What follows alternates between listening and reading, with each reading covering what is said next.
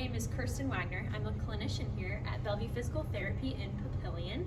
And today I'm going to walk you through an exercise called the dead bug, as well as a little bit of a progression. So we'll start with kind of the easiest form of the dead bug and then progress through to make that more challenging. You might have had your therapist give you this for home exercise program. So we're going to run through it here. I'll remind you of some little tips and tricks, and that way hopefully you get some reminders for home. So go ahead and get positioned. This is, once again, this is the dead bug. Go ahead and get positioned wherever you do this exercise. Maybe it's the floor, maybe it's on a yoga mat, maybe it's bed. So find that position. Now, in a past video, we talked about bracing the core in neutral. We also talked about a posterior pelvic tilt. So different therapists like to kind of approach this a different way. So whether you're doing a posterior pelvic tilt or you're bracing that spine in neutral, that's the first start to this exercise. So we're gonna get that core turned on. For me, I'm gonna brace in neutral today. So I'm gonna brace in neutral, stiffen those muscles. And then I'm gonna try just a little march. I'm gonna do every other foot, and I'm gonna try and keep these hips, this pelvis, as stable as possible. If I'm lifted and I'm feeling my hips shift a lot, we're not stabilizing as much as we'd want you to. So reset as needed.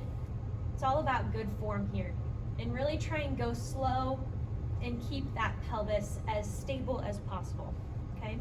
Progression to this would be, instead of a march, you're gonna stiffen, you're gonna do a little bit of a leg extension and back.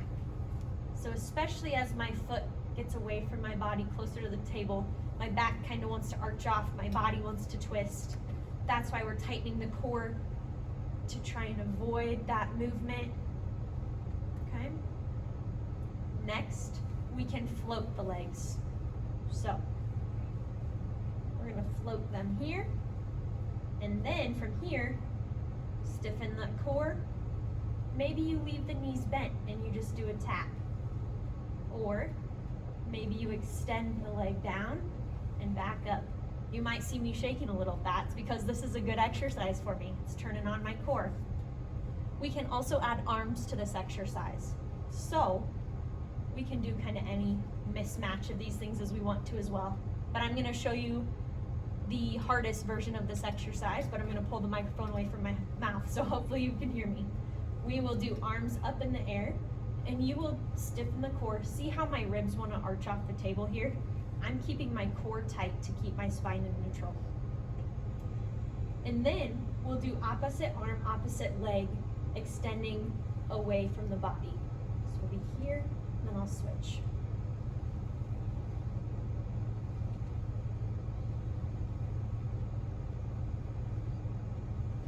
The goal is to be slow and controlled, and that's really gonna give our core a good workout. So pick whatever level of difficulty is challenging to you, but also one that you can do with good form to maintain that spinal stability. Thanks for watching.